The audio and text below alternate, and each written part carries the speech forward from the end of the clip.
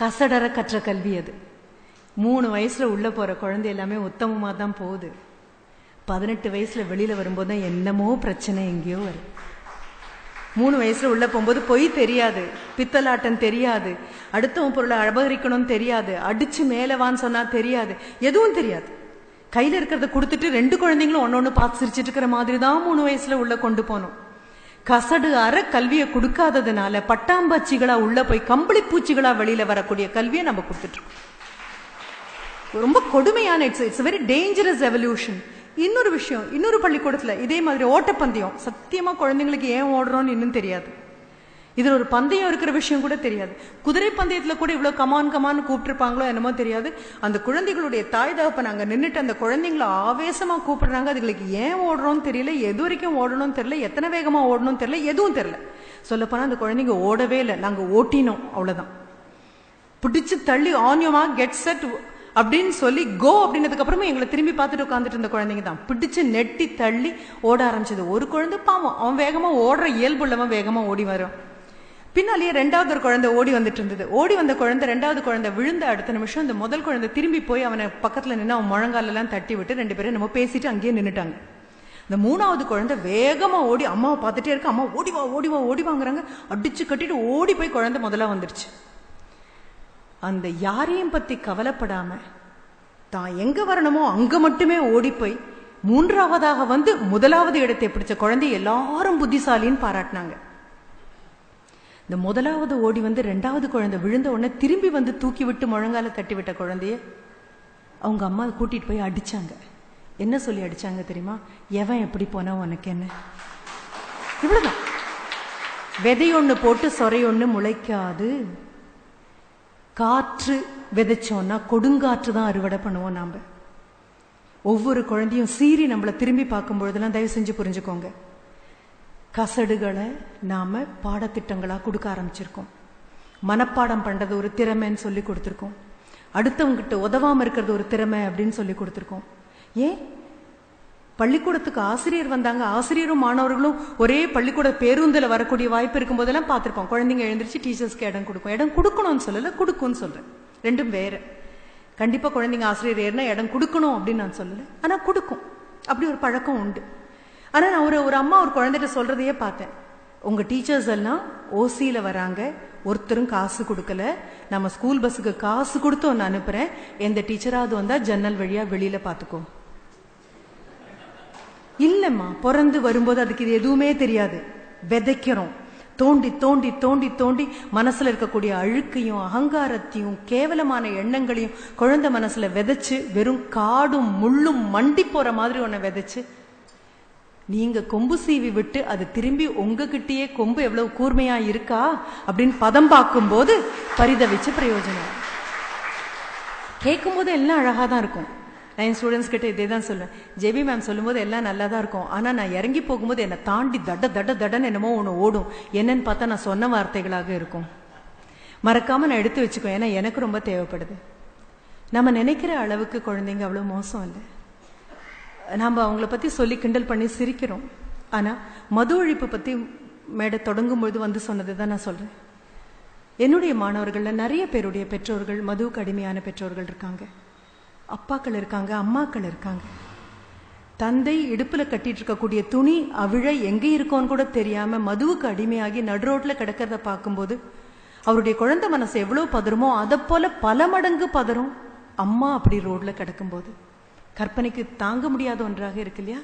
தாய்மையை கொண்டாடுறோம், தாய்மை பெரிய விஷயம் அப்படின்னு சொல்றோம், கோவில் கட்டி கும்பிடணும்னு சொல்றோம், என்னெல்லாமோ சொல்றோம். அதற்கு இன்னொரு சைடும் இருக்கு. என்கிட்ட வந்து அந்த மாணவர் எழுதாரு, அப்பா பண்ணாலே தப்பா தோணுதே, அம்மா மதுவுக்கு அடிமையா இருக்காங்க, நான் என்ன பண்ண முடியும்? அப்பா மதுவுக்கு அடிமையாகி குழந்தைங்களை வீட்டில் போட்டு அடிக்கிறாரு. நாளைக்கு பரீட்சை, என்னால பரீட்சை எழுத முடியாதுன்னு சொல்லிட்டேன். அம்மா என்னையும் தம்பியும் கூட்டிட்டு போய் அங்க பக்கத்துல இருக்கக்கூடிய சிங்காநல்லூருங்க அங்க ஒரு இடம் இருக்கு கோயம்புத்தூர்ல, அங்க இருக்கக்கூடிய குளத்துல குதிச்சிடலாம் அப்படின்னு போனோம் மேடம். ஆனா மனசு தாங்கல, திரும்பி வந்துட்டேன் அப்படின்னு சொல்லி சொன்ன பெண்கிட்ட நான் அதுதான் கேட்டேன். இந்த பிரச்சனை என்னோடதுன்னு நினைச்சுக்கலாம், நீ தான் நான் நினைச்சுக்கலாம், சரியா? என்னுடைய அப்பா குடிகாரர், அடி அடின்னு அடிக்கிறாரு, தாங்க முடியாம அம்மா என்னையும் என்னுடைய சகோதரனையும் கூட்டிட்டு போயிட்டாங்க. எங்க வரைக்கும் குளத்துல குதிச்சு செத்தே போயிடலாம் அப்படின்னு போயிட்டாங்க. திரும்பி வந்துட்டேன் அப்படின்னு இப்போ ஆசிரியரான உங்ககிட்ட நான் சொல்றேன், எனக்கு என்னதாவது பதில் சொல்லு அப்படின்ன போது அந்த பொண்ணு பொறுமையா சொன்னா, ஏன்னா கல்வியில கசடு இல்லாத கல்வியும் ஒரு பக்கம் போயிட்டு தான் இருக்கு. மொத்தத்தையும் தப்புன்னு நகர்த்த முடியாது. நல்லது ஒரு பக்கம் போயிட்டு இருக்கு. ரொம்ப அமைதியா அந்த குழந்தை சொன்னா, 6வது செமஸ்டருக்கு வந்துட்டேன், இதா கேம்பஸ் இன்டர்வியூ வந்தாச்சு காலேஜில், 2 நாள் அவ்வளோதான், இந்த கடைசி செமஸ்டர் பரீட்சை எழுதுனா செலக்ட் ஆகி போயிடுவேன். போனதுக்கப்புறம் எப்படியும் மாதம் 20,000 ரூபாய் சம்பளம். தம்பியை படிக்க வைக்க போகிறேன், அம்மாவை நல்லா பார்த்துக்க போகிறேன். அப்புறம் இந்த குடிச்சிட்டு அடித்து அப்பாவை என்ன பண்ணலாம்? எவ்வளோ அழகாக அந்த குழந்தை சொன்னா தெரியுமா? அப்பா எப்போவுமே குடிக்கிறவரெல்லாம் கிடையாது. இந்த அப்பா தோள் மேலே உட்காந்து நான் திருவிழா பார்க்க போயிருக்கேன். தனக்கு இல்லாத காசில் எனக்கு பாவாடை சட்டை வாங்கி கொடுத்த அப்பா தான். கண்ணே மணியன் தூக்கி கொஞ்சின அப்பா தான். தூங்கிட்டு இருந்தா கூட எழுப்பி கொண்டு வந்த மிட்டாயை மறக்காம கொடுத்த அப்பா தான். ஏதோ வியாபாரத்துல நொடிச்சு போச்சு, ஏதோ நஷ்டம் வந்துருச்சு, மனுஷனுக்கு என்ன பண்றதுன்னு தெரியல, திரும்பினா ஆதரவு கொடுக்க ஆள் இல்லை, பைசா எங்கன்னு பொங்கி பொங்கி வரக்கூடிய அம்மா. நாங்கெல்லாம் குழந்தைங்க பொறுப்பு தாங்க முடியாம இதெல்லாம் மறக்க முடியுமான்னு நினைச்சு அந்த பெரிய ஒரு பலவீனத்துல போய் அப்பா விழுந்துட்டாரு. நான் வேலைக்கு வந்த உடனே என்ன பண்ணணும் தெரியுமா? மறக்காம அப்பாவை டி அடிக்ஷன் சென்டர்ல கொண்டு போய் விடணும். 1 மாசமோ 2 மாசமோ மீண்டும் அப்பாவை மீட்டெடுக்கணும். அப்பாவா மீட்டெடுக்கணுமே தவிர குடிகாரனா வெறுக்க கூடாது. இது அத்தனையும் நான் சொல்லல, என்னுடைய அந்த ஸ்டூடெண்ட் சொன்னா. சொல்லி முடிச்சதுக்கு அப்புறம் நான் சொன்னேன், சரி அப்ப கிளம்பு. மேம் நீங்க ஒண்ணுமே சொல்லலையே. நான் ஒன்னும் சொல்ல வேண்டாமே, நீ தான் எல்லாம் சொல்லிட்டியே, என்ன பண்ண போறேன் நீயே சொல்லியாச்சு இல்லையா? அப்ப என்ன பண்றோம்? டிஸ்கவர் பண்றதுன்னு சொல்றோம். கசடு நம்மள மூடி மறைச்சிருக்கு. உள்ளுக்குள்ள நல்ல குணங்கள் நிறைய இருக்கு. இயல்பிலேயே ரொம்ப நல்லவர்கள் தான் நம்ம, இயல்பிலேயே சாந்தமானவர்கள் தான் நம்ம, இயல்பிலேயே அடக்கமானவர்கள் தான் நம்ம, இயல்பிலேயே யாரையும் அடிச்சு ஒடுக்கி எல்லாத்தையும் பொருளை அபகரிச்சுட்டு போனோம்னு நினைக்கிற ஆட்கள் இல்லை. இயல்பிலேயே நிற்கக்கூடிய மரங்கள் போல மிகவும் மன உறுதி வாழ்ந்தவங்க தான் நம்ம. இயல்பிலேயே வேருக்கு தண்ணீர் ஊற்றுறதுக்கு வராங்களோ இல்ல கோடாலியால வெட்ட வராங்களாங்கிற வித்தியாசம் இல்லாம, வேருக்கு நீர் ஊத்தினாலும் சரி, இல்ல நெருப்பு கொட்டினாலும் சரி, விறகா வெட்டி எரிக்கிறதானாலும் சரி, மரமா இருக்கிற வரைக்கும் நிழலும் கனியும் கொடுக்கறது ஒண்ணுதான் என் கடமைன்னு புரிந்து கொள்ற அளவுக்கு, எதிரிய கூட எதிரியா பார்க்காத அளவு பக்குவத்தோட பிறந்தவங்க தான் நாம. ஆனா பாதைன்னு ஒண்ணு இருந்தா தடம்புரல்னு ஒண்ணு இருக்கத்தானே இருக்கும். இந்த பாதையிலிருந்து தடம்புரண்டா போகாம இருக்கத்தான் கல்வி. இந்த கல்வியை வீட்டுல தொடங்கிக்கோங்கன்னு சொல்றேன். எத்தனை தாக்குதல் வெளியில இருந்து வந்தாலும் வீட்டுல தொடங்கிக்கோங்க. நம்ம எல்லாம் தப்பா நினைக்கிறோம், நம்ம சொல்ற எதையுமே நம்ம குழந்தைங்க கேட்கறது கிடையாது, எதிர்த்து வாயாடுது அப்படின்னு சொல்லி. எப்படி சொல்றோம் அப்படிங்கிறது ரொம்ப முக்கியமானது. நம்ம முகத்துல கடுமையும் வாயில வன்முறையும் வச்சுக்கிட்டு நம்ம ஒவ்வொரு வார்த்தையை அமிலமாக அள்ளி கொட்டும் போது அந்த குழந்தைங்களுக்கு போக்கிடம் இல்லை. செல்போன் பத்தி சொன்னோம், யோசிச்சு பாருங்க. 6வது விரலாக ஒரு மொபைல் போன் மாறிடுச்சு. எல்லார் கையிலயும் ஒரு செல்போன், எல்லார் காதலையும் ஒரு செல்போன். அது எப்படி அப்படி ஒரு இடத்த, என்னுடைய அம்மாவுடைய இடத்த, அப்பாவுடைய இடத்த, அண்ணனுடைய இடத்த, தங்கையுடைய இடத்த, ஆசிரியரோட இடத்த ஒரு ஒன்றும் இல்லாத ஒரு ஜடப்பொருள் வந்து ஆக்கிரமிக்கும் அப்படின்னா கொஞ்சம் அடிமுதல் தேடி பாருங்க. அந்த குழந்தை நம்மளை பார்த்து திரும்பின போது நம்ம திரும்பல, அந்த குழந்தை கையை நீட்டின போது நம்ம அதுக்கு கிடைக்கல, அந்த குழந்தை குறைகளை சொல்றதுக்காக பக்கத்துல வந்து சாஞ்சு பச்சு எப்ப பாரு மேல சாஞ்சிட்டு நகரு அப்படின்னு சொன்னோம். அந்த குழந்தை அப்பா அப்படின்னு என்ன படிக்கிற நேரத்துல என்ன போய் படி அப்படின்னு சொன்னோம். அதனுடைய மனசை புரிஞ்சுக்கல, அதனுடைய கவலையை புரிஞ்சுக்கல, அதனுடைய கண்ணீரை நம்ம பார்க்கல. நடுராத்திரியில திரும்பி படிக்கும்போது 12ஆம் கிளாஸ் மாணவனா ஒரே ஒரு தடவை யோசிச்சு பாருங்க, ஆண்டவன் மறுபடியும் திரும்பி போய் ஒரு 12th ஸ்டாண்டர்ட் பண்ணுன்னு அந்த விளையாட்டுக்கு வரல, நான் ஓடி போயிருவேன். Do you know how difficult it is to be a 14-year-old or a 15-year-old or a 16-year-old or a 17-year-old? யோசிச்சு பாருங்க.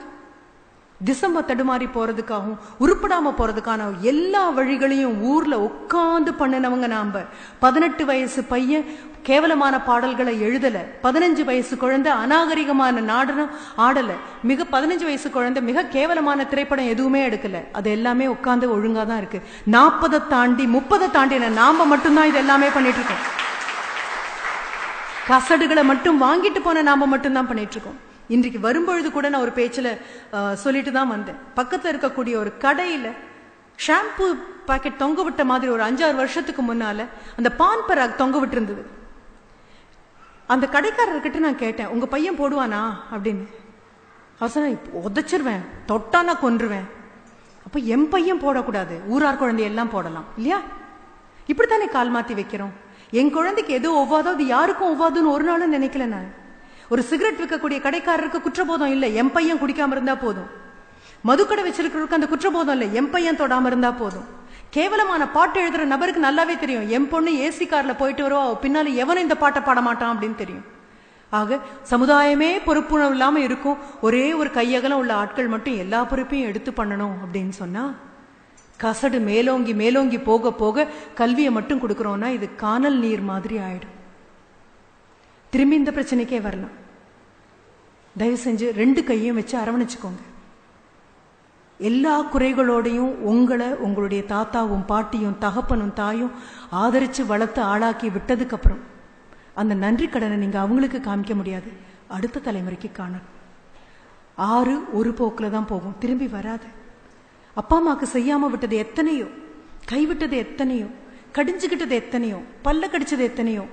மனைவி சொன்னதற்காக அம்மா விட்ட நபர்கள் எத்தனையோ பேர் இருக்காங்க, அம்மா சொன்னதுக்காக மனைவியை விட்ட நபர்கள் எத்தனையோ பேர் இருக்காங்க. வாழ்க்கைங்கிற மிகப்பெரிய போராட்டத்துல எப்படியோ சமாளிச்சு மேல வர முயற்சி பண்றோம். அடிப்படையில் எல்லாரும் நல்லவங்க தான். திரும்பி வீட்டுக்கு போய் ஒரு தடவை உங்க குழந்தைய பக்கத்துல உட்கார வச்சு கைவரல மடியில வச்சுட்டு பேசலாமான்னு ஒரே ஒரு தடவை கேட்டு பாருங்க.